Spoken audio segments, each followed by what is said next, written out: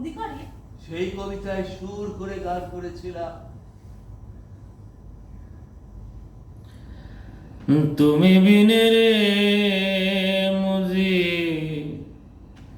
তুমি বিনে রে, তুমি বিনে বাঙালির মুজিব কেলবে তালাশ রে মুজিব, তুমি বিনে। যেখানে যেতাম সেখানে গাইতাম। কবিতা হয়ে গেল গান? কবিতা লিখেছি বলে, কবিতায় সুর করে গান করেছি বলে আমাকে তুলে আনা হলো, তারপর আটকে রাখা হলো এই বদ্ধ ঘরে। তুমি কেন লিখলে কবিতাটা? কবিতাটা না লিখে আমি পারিনি। মানে? দেশের সরকার একটা আজগুবি আদেশ জারি করেছিল, কোথাও বঙ্গবন্ধুর নাম উচ্চারণ করা যাবে না বলে আদেশ জারি হয়েছিল। রেডিও, টেলিভিশন, সংবাদপত্র কোথাও না, বঙ্গবন্ধুর নাম উচ্চারণ করলেই শাস্তি। বঙ্গবন্ধু আঙুল উঁচিয়ে যিনি ধমকাতেন পাকিস্তানি শাসকদের? হ্যাঁ, তিনি আঙুল উঁচু করে বলেছিলেন, এবারে সংগ্রাম আমাদের মুক্তির সংগ্রাম, এবারে সংগ্রাম স্বাধীনতার সংগ্রাম। জয় বাংলা। তার কথাতে জেগে উঠেছিল দেশের মানুষ, লাখ লাখ মানুষ বুকের তাজা রক্ত ঢেলে দিয়েছিল তার কথাতেই। কেননা তিনি দেশ স্বাধীন করার স্বপ্ন দেখাতে করেছিলেন, আর স্বপ্নটাকে সফল করেছিল দেশের মানুষ। হেরে গেল পাকিস্তান, খেলা থেকে আউট হয়ে গেল, কিন্তু মাঠের পিছনে বসে থাকা কিছু অখানার কূটবুদ্ধি করতেই থাকলো। দেশ স্বাধীন করার শাস্তি দিতে হবে বঙ্গবন্ধুকে, দেশ স্বাধীন করার শাস্তি দিতে হবে বাংলাদেশের মানুষকে। মাঠের ভেতরে থাকা বঙ্গবন্ধু, মাঠের ভেতরে থাকা বাংলাদেশের মানুষের ভেতর থেকে পোকা বাঁচতে শুরু করলো, যাদের দিয়ে কামড় বসানো যায় বঙ্গবন্ধুর বুকে, কামড় বসানো যায় দেশের স্বাধীনতার বুকে। পোকা তো পোকাই, পোকা তো আর মানুষ না। পাওয়া গেল নোংরা কুৎসিত কিছু পোকা, যারা সত্যি কামড় বসালো বঙ্গবন্ধুর বুকে, কামড় বসালো দেশের স্বাধীনতার বুকে। বঙ্গবন্ধু বঙ্গবন্ধু শহীদ হলে দেশের স্বাধীনতা কেটে খেয়ে ঝাঁঝরা করে ফেললো পোকারা, বাংলাদেশ নামে মাত্র থাকলো, কোথাও বঙ্গবন্ধুর নাম উচ্চারণ করা যাবে না। এই আদেশ জারি হলো, আর এই আদেশ জারি করলো বাংলাদেশের সরকার, পাকিস্তানের খোলসে থাকা বাংলাদেশের সরকার। আমি মানতে পারলাম না, আমার মতো অনেকেই মানতে পারেনি। পাকিস্তানের সাথে খেলা হলে যেমন মনে পড়ে যায় সব, তেমনি মনে পড়ে যায়। অনেকেই বলতে শুরু করেছিল, খেলার সাথে রাজনীতি টেনে আনা ঠিক না, গেমস নট পলিটিক্স। কিছু দেশ আমার 30 লক্ষ মানুষের মুক্তির জন্য দায়, এই জন্য তাদের ভিতরে কোনো অনুশোচনা নেই, তাই তাদের সাথে খেলা একটা যুদ্ধ। আমার কাছে, আমাদের মুক্তিযুদ্ধের কাছে, 71-এর মুক্তিযোদ্ধার কাছে, গোটা বাংলাদেশ জুড়ে শুয়ে থাকা গণকবরের কাছে সবকিছু সত্য।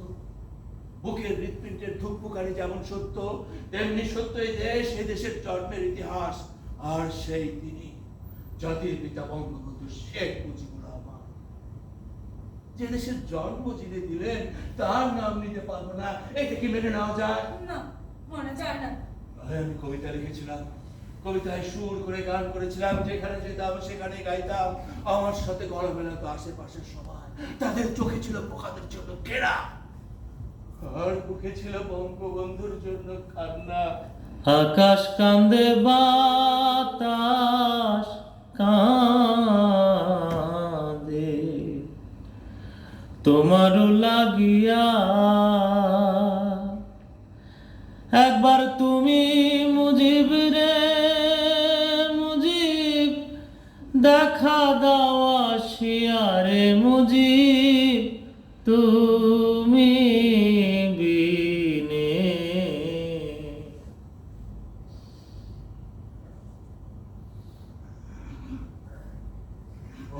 বন্ধু,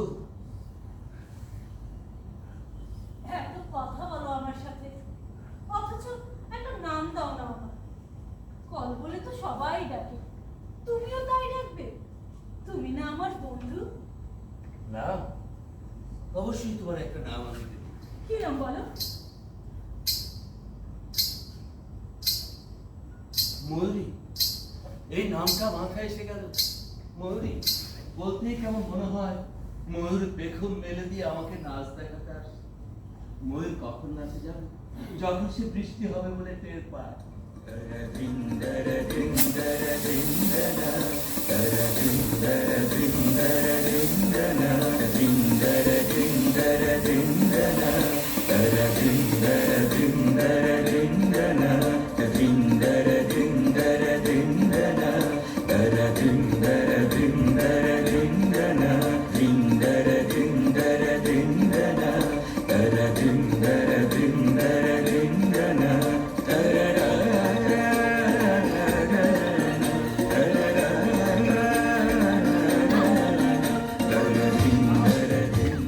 আমি ময়ূরের নাচের সাথে বৃষ্টির ঝপঝপ তাল শুনি।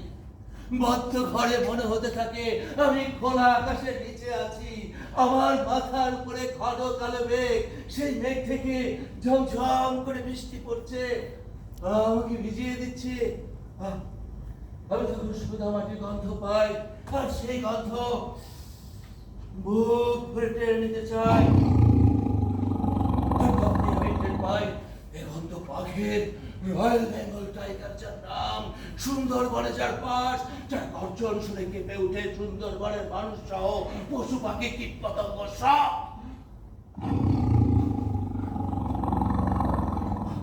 আমি জমে যাই ভয়। বাঘের সামনে পড়লে মানুষ যেমন ভয়ে জমে যায়, আমিও ঠিক তেমনি ভয়ে জমে যাই। মরি মরি, কোন বাঘ আমার সামনে এলো? মরি মরি, নাহলে বাঘ আমাকে খেয়ে ফেলবে। মরি মরি, আমাকে বাঁচাও।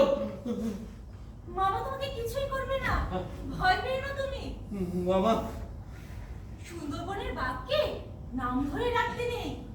সুন্দরবনে যারা গোলপাতা কাটতে বা মৌচাক থেকে মধু আহরণ করতে যায়, তারা কেউ এই ভুল করে না। নাম ধরে ডাকলে বাঘ নাকি খুব রেগে যায়, জানলে আর ফেরা যায় না।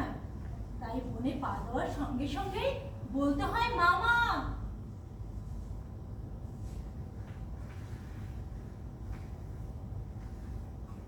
মরি মরি মরি, আমার তো ভয় যায় না। মনে হচ্ছে বাঘটা খুব কাছে। মনে হচ্ছে বাঘটা ওকে তার ভেজা জিভ দিয়ে চেটে দিচ্ছে। মরি মরি, ওকে বাঁচাও, নাহলে বাঘ আমাকে খেয়ে ফেলবে। মরি মরি, ওকে বাঁচাও। হচ্ছে নাকি? হ্যাঁ, কতবার না বারণ করলাম, চিৎকার করো না করো না। এত বেড়া কেন? হ্যাঁ, মুখটা একটু বন্ধ রাখতে পারো না? তুমি আমাকে বাঁচাও, নাহলে বাঘ আমাকে খেয়ে ফেলবে। নাহলে আমার ঘাড় মটকে ধরবে, তারপর আমার মটকানো ঘাড়ে দাঁত ফুটিয়ে চো চো করে টেনে রাখতে। বাঘ কোথায় থাকে জানো? জানি, সুন্দরবনে থাকে বাঘ। বাঘ আর কোথায় থাকে জানো? বাঘ থাকে চিড়িয়াখানায়। কোথায় থাকে বললে? চিড়িয়াখানায়। হ্যাঁ, এই সুন্দরবন আর চিড়িয়াখানায় থাকে বাঘ। কে কবে শুনেছে বাঘ কারোর বাসা বাড়িতে থাকে? আচ্ছা আচ্ছা, সুন্দরবনের বাঘ চিড়িয়াখানার কোথায় থাকে জানো? কোথায় আবার? খাঁচায়। হ্যাঁ, মাটির উপরে খাঁচা, তার ভেতরে থাকে সুন্দরবনের বাঘ। ঠিক কিনা? তাহলে তাহলে আমি এই বদ্ধ ঘরে বাঘের গর্জন শুনতে পাচ্ছি কেন? আমি একদম সত্যি বলছি, আমার খুব ভয় করছে, খুব ভয়। কি তুমিও মনে হয় ভয় পাচ্ছ? পাচ্ছি। বাঘকে কেন ভয় পায়? হ্যাঁ, কেন ভয় পাই? তাহলে তুমি আমার কাছে থাকো, একটু সাহস পাবো। তুমি আমার কাছে থাকো, একটু সাহস পাবো। আমার কি পাগলা কোথায় কামড়াইছে যে আমি তোর লগে থাকো? শালা বাঞ্চোদ বাঘ। যেটা বলছি, বাঞ্চোদ মাদার ফাক।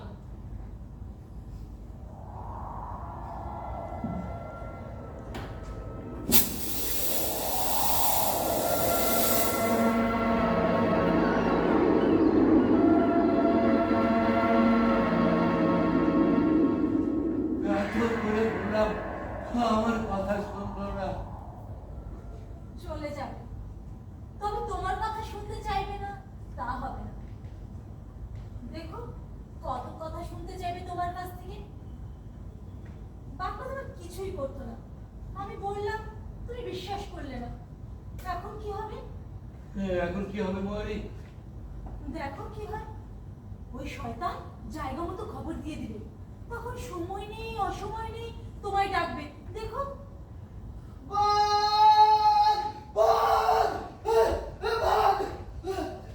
বাঘ! বাঘ! বাঘ! Sir! Sir! Sir! Sir! Sir! এত চিৎকার করছো কেন তুমি? স্যার, বন্দি বলছে ওই মাটির নিচের বদ্ধ ঘরে এক বাঘ আছে। বাঘ? হ্যাঁ। ও আচ্ছা, বাঘ তাহলে।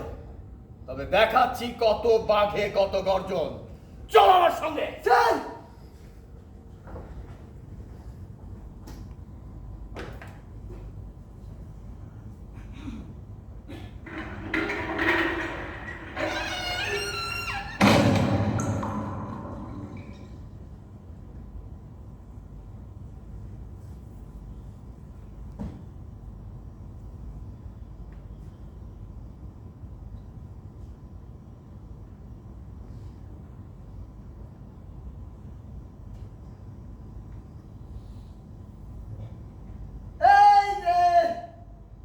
এই যে সোনার চাঁদ, পিতলা ঘুঘু, তোমাকে বলছি, তোমাকে উঠে এসো। খাড়া হও সোনা, খাড়া হও। তোমার তলব এসেছে। কোথায় যেতে হবে? মাটির নিচে বাস করছিলে, এখন মাটির উপরে যেতে হবে যে বাবা। এই মাটির নিচ থেকে আমাকে মাটির উপরে যেতে হবে। ওখানে কি কি হবে? বড় সাহেবরা মানে তোমার আব্বারা তোমার সাথে বাতচিত করবে, ইন্টারোগেশন হবে, ইন্টারোগেশন। চলো আব্বা।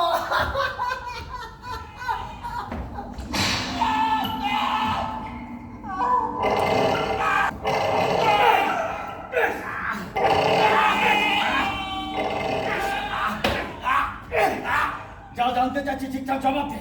জানি না, আমি কিছু জানি না। জানো না? তবে বাঘের কথা কেন বলেছ? কেন বলেছ বাঘের কথা? বাঘের গর্জন শুনেছি বলেই বাঘের কথা বলেছি। অসম্ভব, অসম্ভব। বাঘের গর্জন শোনার প্রশ্নই ওঠে না। বলো, বলো কেন বাঘের কথা বলেছ? বাঘের গর্জন শুনেছি বলে বাঘের কথা বলেছি। সিংহের ডাক শুনলে সিংহের কথা বলতাম, কুকুরের ডাক শুনলে কুকুরের কথা বলতাম। এই তো সোজা কথা, একটু কোনো বোঝো না। অথচ তোমাদের ভাব কায়দা থেকে মনে হয় তোমরা এক একজন এক একটা কেউ কাটা। এই শালা!